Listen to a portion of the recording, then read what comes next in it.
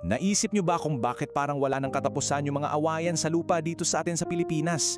Yung tipong may mga pamilyang ilang dekada nang nag-aaway para lang sa iisang pirasong lote. Well, ngayon, bubuklatin natin yung kwento sa likod ng mga titulo ng lupa.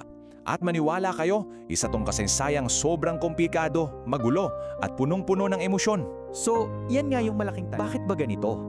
Bakit yung isang bagay na dapat sana simple lang, yung pagmamay-ari ng lupa, naging isa sa pinakamalaking sakit ng ulo para sa napakaraming Pilipino?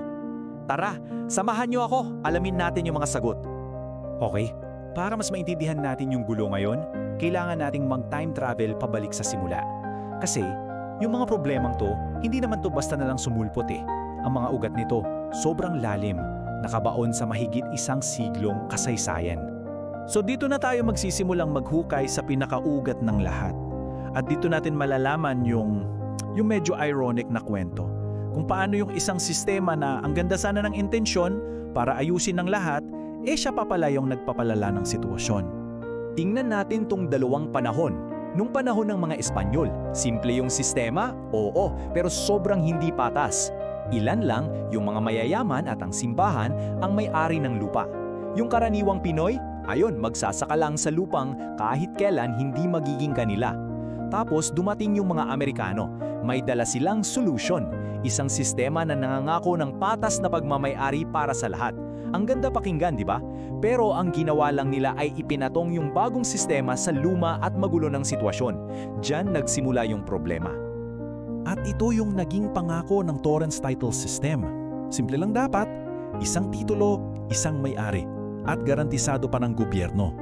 Sa papel, wow, revolutionary to. Ang goal, tapusin na ang lahat ng awayan, bigyan ng peace of mind ang lahat. Pero, gaya ng sabi ko, may isang malaking pero. Kasi yung problema, parang binagsak lang nila tong bagong torrent system sa isang sitwasyong sobrang gulo na. Isipin nyo, may mga lupang ninuno dyan yung mga katutubo. May mga pamilyang daan-daang taon na nakatira doon pero walang papel. Tapos may mga lumang titulo pa mula sa Espanyol na, hindi natubba sa mapa. So anong nangyari?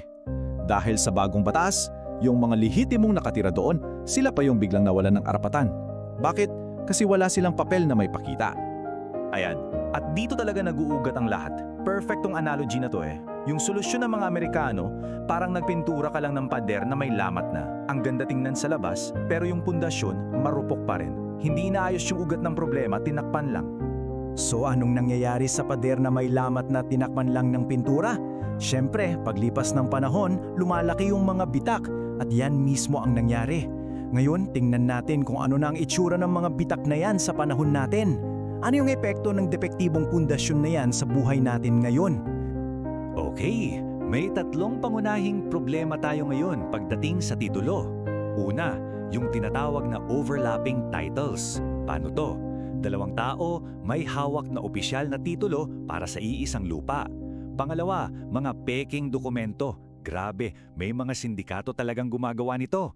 At pangatlo, at ito yung pinaka-common, yung maling akala na bubuwagin natin ngayon.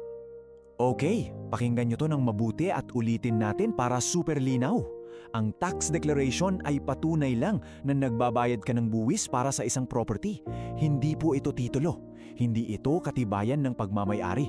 Ito yung pinaka-crucial na dapat tandaan. Kasi sobrang daming napapahamak dahil sa maling akala na to. At ito yung pinakamasaklap na reality niyan.